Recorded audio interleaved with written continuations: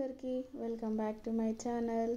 ఈ శ్రావణ మాసంలో లాస్ట్ శనివారం కాబట్టి మేము అయితే మన్నెంకొండకి అయితే బయలుదేరామండి. చూస్తున్నారు కదా, ఇక్కడ నుండి అయితే మనకు అక్కడ గుట్ట పైన అయితే స్వామివారి గోపురాలు అయితే కనిపిస్తున్నాయి. లాస్ట్ శనివారం కాబట్టి చాలా జనాలు అయితే వచ్చారు.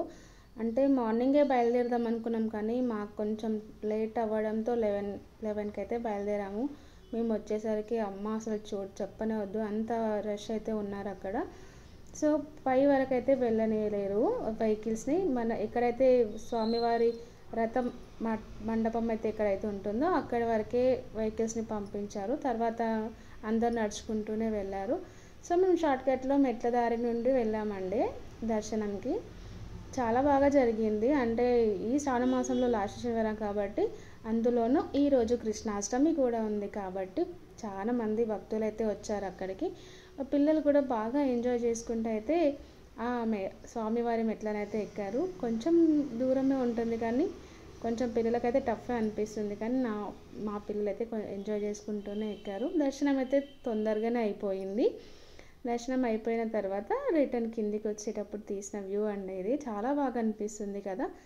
సో ఇంకా దర్శనం కంప్లీట్ అయింది కాబట్టి ఇంకా కింద స్వామివారి ప్రసాదం, లడ్డు ప్రసాదం అయితే తీసుకొని అక్కడి నుండి మళ్ళీ కిందికి వచ్చి గుండం దగ్గర నుండి మళ్ళీ అన్నదానంకి అయితే వెళ్ళాము. అంటే ఈ శ్రావణ మాసంలో సోమవారము మరియు శనివారము ఈ 2 రోజులైతే అన్నదానం చేస్తున్నారంట అక్కడ. అంటే నార్మల్ డేస్ అయితే ఓన్లీ శనివారమే చేస్తారు అన్నదానము. శ్రావణ మాసం కాబట్టి సోమవారము శనివారం అయితే అన్నదానం పెడుతున్నారంట. చూస్తున్నారు కదా ఎంతమంది పబ్లిక్ ఉన్నారో, అసలు ఎంతమంది జనాలు వచ్చారో. అసలు ఇంతగానో వస్తారని ఎక్స్పెక్ట్ చేయలేదు.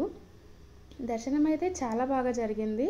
ఇంకా మా బాబు అయితే అక్కడ గుడి దగ్గర అయితే నామాలు పెట్టే వాళ్ళు ఉంటారు కదా, వాడి నామం ఫస్ట్ పెట్టేసి మళ్ళీ పోయిందని మళ్ళీ పెట్టించుకున్నాడు. సో ఈరోజు ఇదైతే మా మన్నెంకొండ దర్శనం అయితే ఈ లాస్ట్ శనివారం అయితే జరిగిందండి. సో వీడియో నచ్చితే లైక్ చేయండి, షేర్ చేయండి. మరిన్ని ఇలాంటి వీడియోల కోసం నా ఛానల్ని సబ్స్క్రైబ్ చేసుకోవడం మాత్రం మర్చిపోకండి. Please subscribe.